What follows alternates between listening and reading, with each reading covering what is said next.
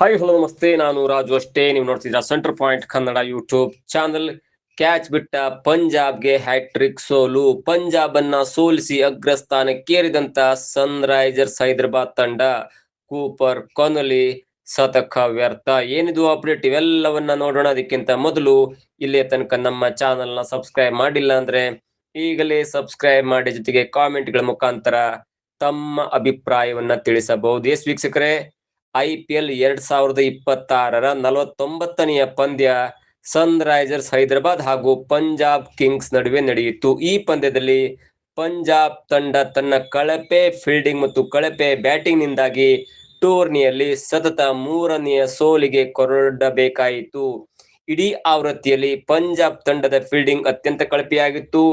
ಇದರ ನಡುವೆಯೂ ಕೂಡ ತನ್ನ ಬ್ಯಾಟ್ಸ್ಮನ್ ಗಳ ಅಬ್ಬರದಿಂದಾಗಿ ಪಂಜಾಬ್ ಪಂದ್ಯಗಳನ್ನ ಗೆಲ್ತಾ ಇತ್ತು. ಆದ್ರೆ ಸನ್ರೈಸರ್ಸ್ ವಿರುದ್ಧದ ಇವತ್ತಿನ ಪಂದ್ಯದಲ್ಲಿ ಪಂಜಾಬ್ ತಂಡದ ಈ ಎರಡೂ ವಿಭಾಗ ಕೂಡ ವಿಫಲವಾಯಿತು. ಇನ್ನು ಈ ಪಂದ್ಯದಲ್ಲಿ ಟಾಸ್ ಗೆದ್ದಂತ ಪಂಜಾಬ್ ತಂಡ ಹೈದರಾಬಾದ್ ತಂಡಕ್ಕೆ ಬ್ಯಾಟಿಂಗ್ ಮಾಡುವಂತ ಅವಕಾಶವನ್ನ ನೀಡಿತು. ಹೀಗಾಗಿ ಮೊದಲು ಬ್ಯಾಟಿಂಗ್ ಮಾಡಿದಂತ ಸನ್ರೈಸರ್ಸ್ ಹೈದರಾಬಾದ್ ತಂಡ 235 ರನ್ಗಳ ಬೃಹತ್ ಮೊತ್ತವನ್ನು ಕಲೆ ಹಾಕಿತು. ಈ ಬೃಹತ್ ಗುರಿ ಬೆನ್ನಟ್ಟಲಾಗದೆ ಪಂಜಾಬ್ ಹ್ಯಾಟ್ರಿಕ್ ಸೋಲಿನ ಆಘಾತಕ್ಕೆ ಒಳಗಾಯಿತು. ಈ ಗೆಲುವಿನೊಂದಿಗೆ ಸನ್ರೈಸರ್ಸ್ ಹೈದರಾಬಾದ್ ತಂಡ ಪಾಯಿಂಟ್ಸ್ ಟೇಬಲ್ ನಲ್ಲಿ ಅಂದ್ರೆ ಅಂಕಪಟ್ಟಿಯಲ್ಲಿ ಅಗ್ರ ಸ್ಥಾನಕ್ಕೆ ಏರಿದ್ರೆ ಪಂಜಾಬ್ ತಂಡ 2ನೇ ಸ್ಥಾನಕ್ಕೆ ಕುಸಿದಿದೆ. ಸುಲಭ ಕ್ಯಾಚ್ ಗಳ ಡ್ರಾಪ್. ಟಾಸ್ ಸೋತು ಮೊದಲು ಬ್ಯಾಟಿಂಗ್ ಮಾಡಿದಂತ ಸನ್ರೈಸರ್ಸ್ ಹೈದರಾಬಾದ್ ತಂಡವು ನಿಗದಿತ 20 ಓವರ್ಗಳಲ್ಲಿ 4 ವಿಕೆಟ್ ನಷ್ಟಕ್ಕೆ 235 ರನ್ಗಳ ಬೃಹತ್ ಸ್ಕೋರ್ ಅನ್ನು ಗಳಿಸಿತು. ಆರಂಭದಿಂದಲೇ ಪಂಜಾಬ್ ಬೌಲರ್ ಗಳ ಮೇಲೆ ದಾಳಿ ನಡೆಸಿದಂತ ಹೈದರಾಬಾದ್ ಬ್ಯಾಟ್ಸ್ಮನ್ ಗಳು ಬೌಂಡ್ರಿ ಮತ್ತು ಸಿಕ್ಸರ್ ಗಳ ಮಳೆಗೆರೆದರು.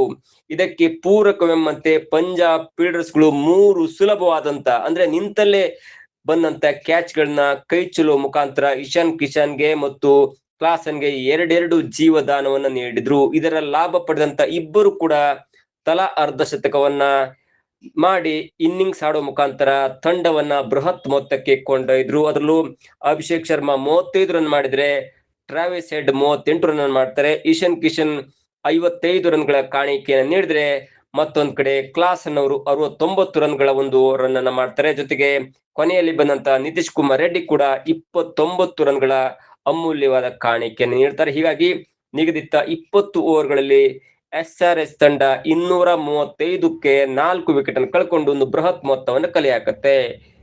ಪಂಜಾಬ್ಗೆ ಆರಂಭಿಕ ಆಘಾತ. ಇನ್ನು 230 ರನ್ಗಳ ಬೃಹತ್ ಗುರಿಯನ್ನ ಬೆನ್ನಟ್ಟಿದಂತ ಪಂಜಾಬ್ ತಂಡವು ಮೊದಲ ಓವರ್ ನಲ್ಲಿ ಆಘಾತ ಎದುರಿಸಿತು.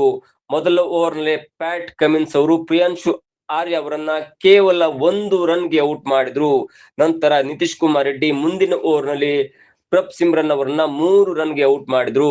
ಜೊತೆಗೆ ನಾಯಕ ಶ್ರೇಯಸ್ ಅಯ್ಯರ್ ಕೂಡ 5 ರನ್ ಅನ್ನು ಗಳಿಸಿ ನಿರಾಸೆಯಾಗಿ ಪೆವಿಲಿಯನ್ ಸೇರ್ಕೊಂಡ್ರು. ಅದಾದ ನಂತರ ಸ್ಟೋನಿಸ್ ಅವರು 28 ರನ್ ಮಾಡಿ ಔಟ್ ಆದ್ರೆ ಸೂರ್ಯಾಂಶು ಶೆಡ್ಜೆ ಅವರು 25 ರನ್ ಮಾಡುವಷ್ಟರಲ್ಲಿ ಸುಸ್ತಾದ್ರು. ಆದ್ರೆ ತಂಡದ ಪರ ಏಕಾಂಗಿ ಹೋರಾಟ ನಡೆಸಿದಂತ ಆಸ್ಟ್ರೇಲಿಯನ್ ಆಟಗಾರ ಕೂಪರ್ ಕೊಹ್ಲಿ ಅವರು ಶತಕದ ಇನ್ನಿಂಗ್ಸ್ ಆಡಿದ್ರು ಕೂಡ ತಂಡವನ್ನ ಗೆಲುವಿನ ದಡ ಮುಟ್ಟಿಸಲು ಸಾಧ್ಯವಾಗಲಿಲ್ಲ. ಕೂಪರ್ ಕೊಹ್ಲಿ ಅವರು ತಾನು ಎದುರಿಸಿದಂತ 59 ಎಸೆತದಲ್ಲಿ 7 ಅಮೋಘವಾದಂತ ಬೌಂಡ್ರಿ ಮತ್ತು 8 ಭರ್ಜರಿಯಾದ ಸಿಕ್ಸರ್ ಗಳ ನೆರವಿನಿಂದ ಔಟ್ ಆಗದೆ 107 ರನ್ ಅನ್ನು ಮಾಡ್ತಾರೆ. ಇನ್ನು SRS ತಂಡದ ಬೌಲಿಂಗ್ ದಾಳಿ ಕೂಡ ಉತ್ತಮವಾಗಿತ್ತು. ನಾಯಕ ಪ್ಯಾಟ್ ಕಮಿನ್ಸ್ ಅವರು 2 ವಿಕೆಟ್ ಅನ್ನು ಕಿತ್ತರೆ ನಿತೀಶ್ ಕುಮಾರ್ ರೆಡ್ಡಿ 1 ವಿಕೆಟ್, ಶಿವಂ ಕುಮಾರ್ 2 ವಿಕೆಟ್ ಪಡೆದು ಮಿಂಚಿದ್ರು. ಇನ್ನು 2 ವಿಕೆಟ್ ಅನ್ನ ಪಡೆದು ಪಂಜಾಬ್ ಕಿಂಗ್ಸ್ ನ ಅಬ್ಬರದ ಬ್ಯಾಟಿಂಗ್ ಮುರಿದಂತ ಪ್ಯಾಟ್ ಕಮಿನ್ಸ್ ಅವರು ಮ್ಯಾನ್ ಆಫ್ ದಿ ಮ್ಯಾಚ್ ಕೂಡ ಪಡ್ಕೊಂಡ್ರು. ಇನ್ನು ಪಾಯಿಂಟ್ ಟೇಬಲ್ ನ ಸ್ಥಿತಿಯನ್ನ ಗಮನಿಸ್ತಾ ಹೋದ್ರೆ ಹೈದರಾಬಾದ್ ತಂಡವು 11 ಪಂದ್ಯಗಳಲ್ಲಿ 7 ಪಂದ್ಯವನ್ನ ಗೆದ್ದು 14 ಅಂಕಗಳೊಂದಿಗೆ IPL 2026 ಅಂಕಪಟ್ಟಿಯಲ್ಲಿ ಇದೀಗ ಅಗ್ರ ಸ್ಥಾನದಲ್ಲಿದ್ರೆ, ಸತತ 3ನೆಯ ಸೋಲನ್ನು ಅನುಭವಿಸಿರುವಂತ ಪಂಜಾಬ್ ಕಿಂಗ್ಸ್ ತಂಡ 13 ಅಂಕಗಳೊಂದಿಗೆ 2ನೇ ಸ್ಥಾನಕ್ಕೆ ಕುಸಿದಿದೆ.